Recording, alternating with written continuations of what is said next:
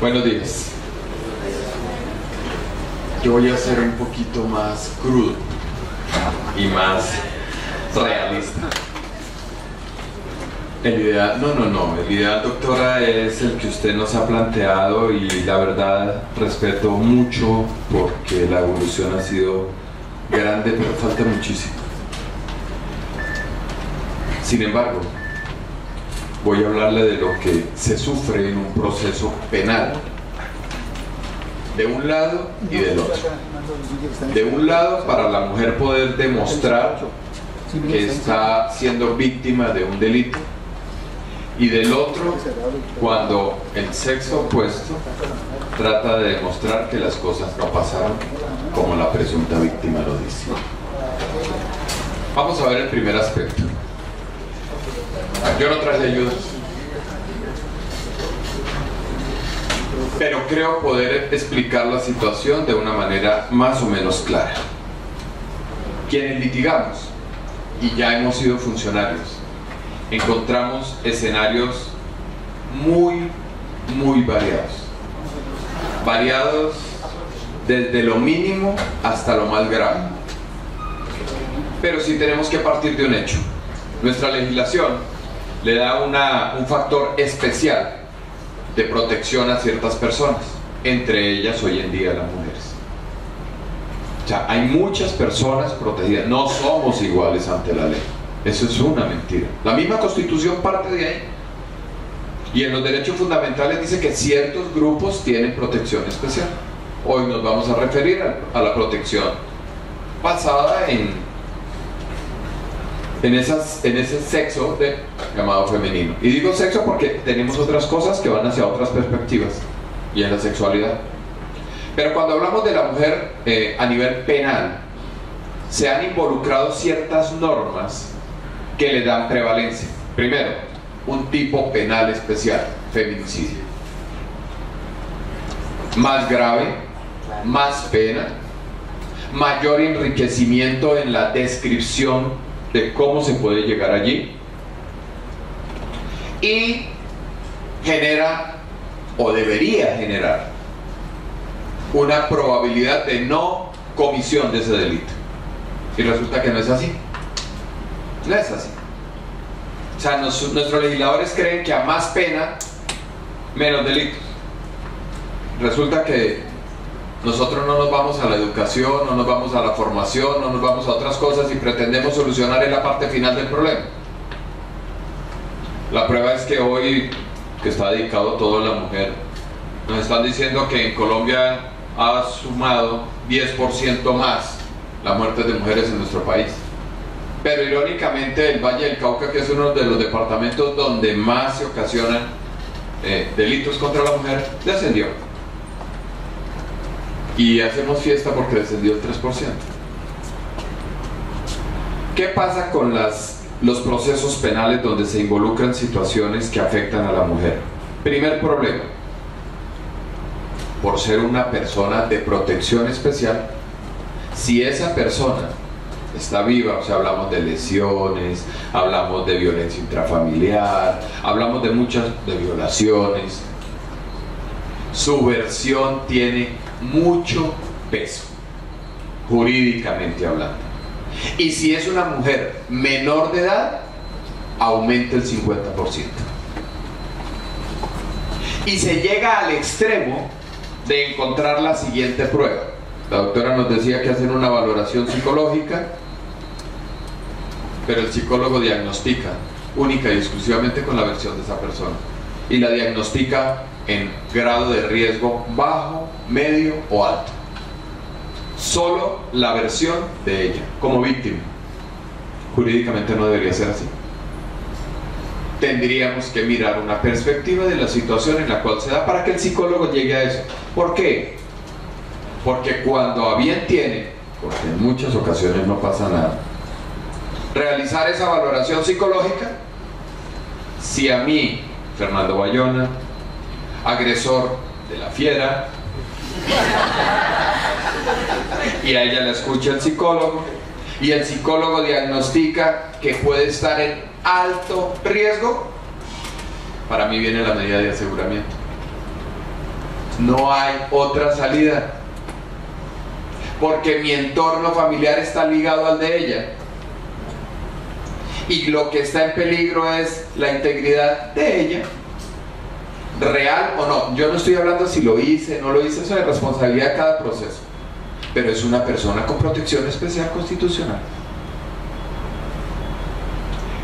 Y entonces mi presunción de inocencia, ¿dónde queda? Me toca esperar hasta el juicio. Porque además si yo acepto, no tengo rebajas. Porque como es una situación especial, cuando son menores de edad o mujeres, no hay posibilidad de una rebaja lógica. En la construcción legal es lógico eso. En la construcción procesal de cada caso, pues empiezan los bemoles. Segundo problema, muy común y más común de lo que ustedes creen: la retractación de la mujer. La presionan en la familia, la presionan en el trabajo, porque puede ser víctima. ¿Cómo se le ocurre?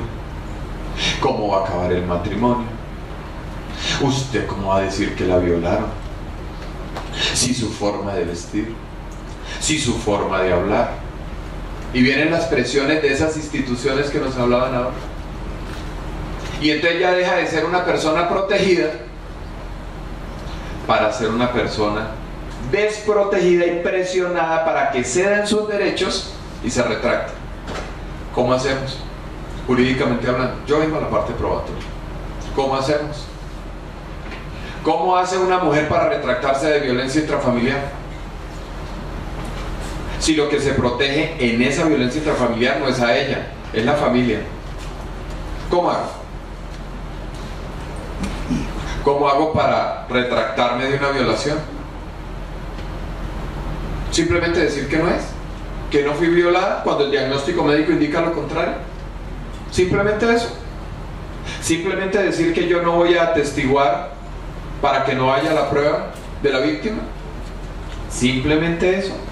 Y con eso terminamos todo. Bueno, les estoy dando las dos perspectivas, pero les doy una tercera. La víctima, mujer que inventa la agresión. Entonces, les voy a dar un caso real, sin nombres, como dijo la doctora. Tienen un problema familiar, una pareja. Él es hallado infraganti en una falta disciplinaria matrimonial y deciden separarse. Ella se ha dedicado a tener la educación, formación de sus hijos, no trabaja, que es muy común todavía, en muchas ocasiones obligado por el mismo esposo. Y entonces ve que su estabilidad económica, que hablaban ahorita, está en peligro. Porque hay una separación. Oído, no estoy hablando de violencia. Es una separación, una situación normal. Es más, en muchas ocasiones decimos, ve, ¿para qué se ponen a pelear? Sepárense. Si ya no aguanta, sepárense. Y entonces ella ve que se va a ir el poco patrimonio que tiene, un apartamento con una deuda que ella no podrá pagar porque por ahora no está en el mercado laboral, nunca se preocupó por estudiar de pronto, especializarse. Es una persona que es simplemente una bachiller, que su estatus de vida era un poco alto, y con eso la va a manejar. ¿Quién tiene en ese momento ese poder económico? ¿Qué hizo? Colocó denuncia por violencia intrafamiliar, que se convirtió en tentativa de feminicidio. ¿Ya?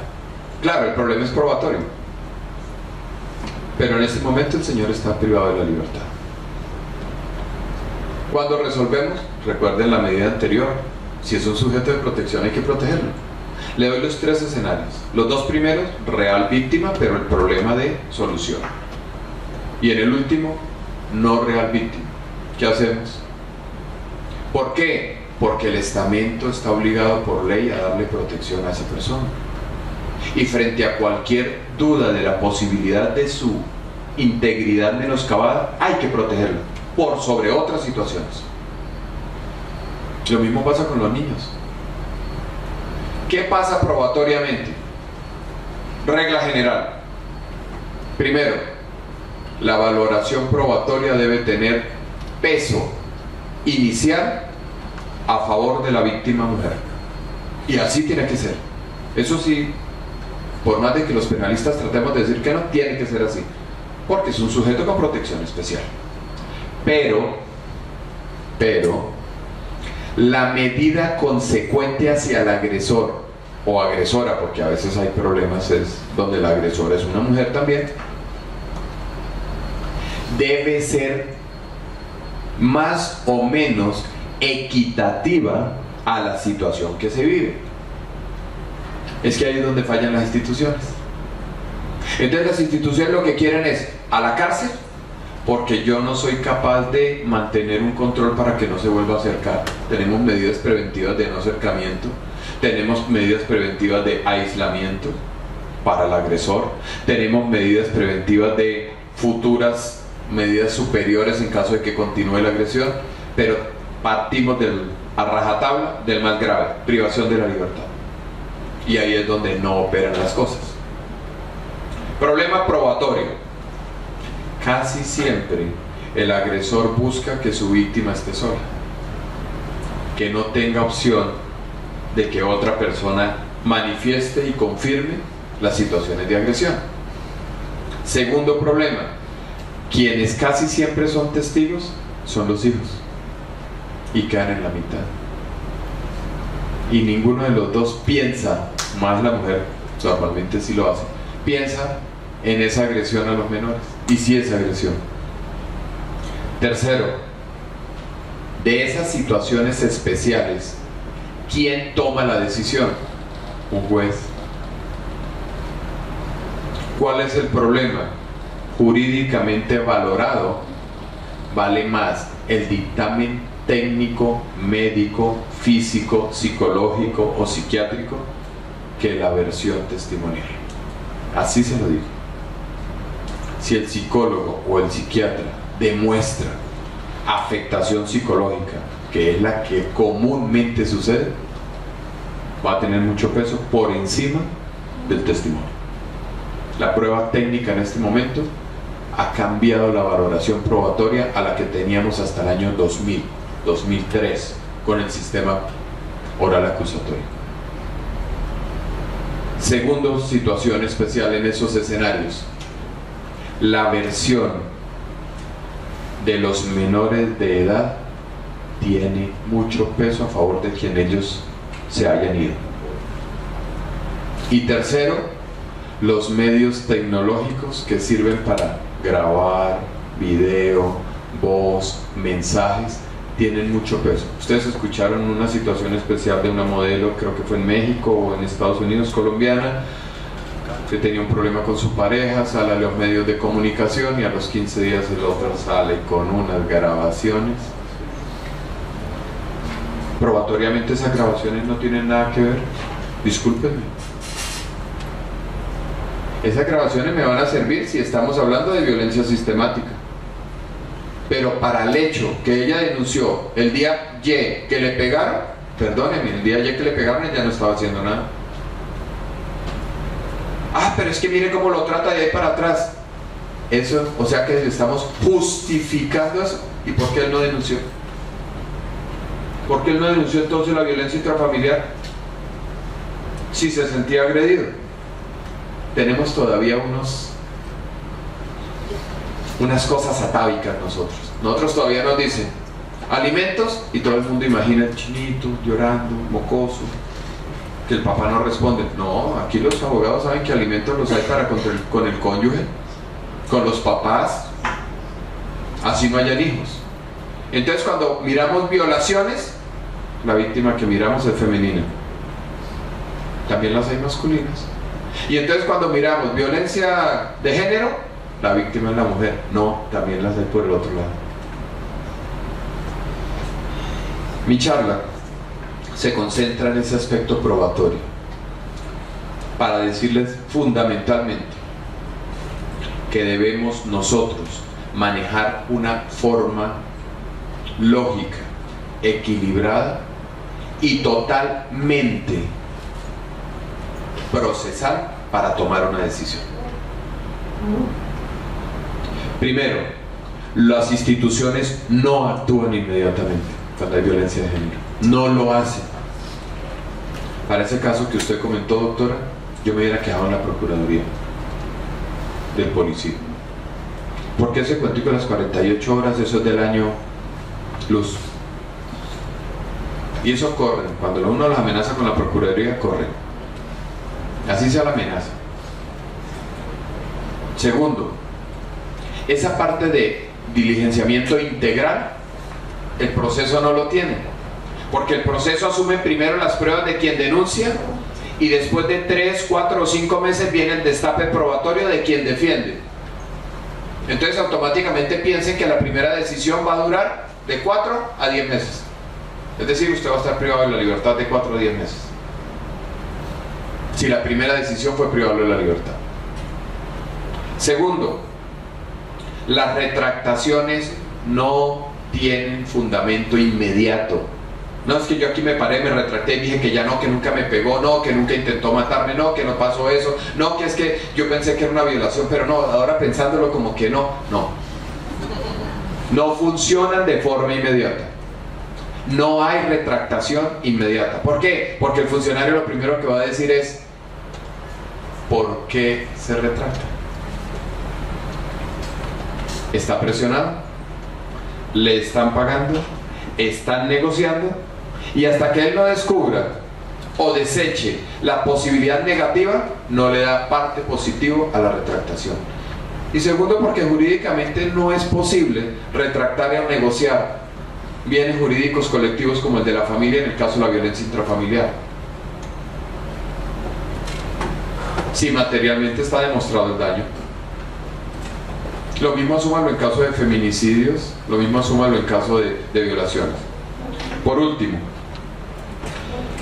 en la fase probatoria inicial, la obligación es de la institución Estado a través de la Fiscalía. No pueden obligar o pretender trasladarle la responsabilidad a la víctima, porque es revictimizarla. No pueden pretender que la víctima lleve los testigos. No puede pretender que la víctima esté llorándole a medicina legal para que le practiquen un dictamen. No pueden pretender que la víctima vaya al Instituto Colombiano de Bienestar Familiar para que demuestren que sus hijos están vulnerados. Porque usted va al Instituto Colombiano de Bienestar Familiar y si no es un oficio de un juez o un fiscal, no le aceptan ninguna petición. No se la aceptan. Le contestan que ese es un dictamen pericial y que solamente ellos están para trabajarle al Estado, como si los derechos de los niños no fueran de inmediato cumplimiento. Entonces, la fase acusatoria es de la Fiscalía y tiene que asumirlo la Fiscalía y tiene que exigirlo la víctima a la Fiscalía. ¿Que tiene mucho trabajo? Lo siento, renuncie. La fase defensiva es exclusiva del victimario. Él es el que tiene que realizar toda la consecución de las pruebas. De corolario, son personas protegidas, tienen derecho especial, razón por la cual es el estamento el que tiene que hacerlo respetar. Para los presentes, cambiemos el chip de la cultura nuestra, cambiémoslo. Los derechos son los mismos para los dos, las obligaciones son los mismos para los dos, y no pretendamos, yo pongo muchos ejemplos en mis clases, pero no pretendamos pisotear a los demás. Nunca se logrará nada diferente en nuestra sociedad si no hay respeto por el otro. Jamás lo lograremos. Y si nosotros no somos conscientes, quienes pisamos la universidad, pues entonces, ¿qué podemos esperar afuera? Feliz Día de las Mujeres. El día de hoy debería ser todos los días, pero hoy de una manera muy especial. Muchas gracias.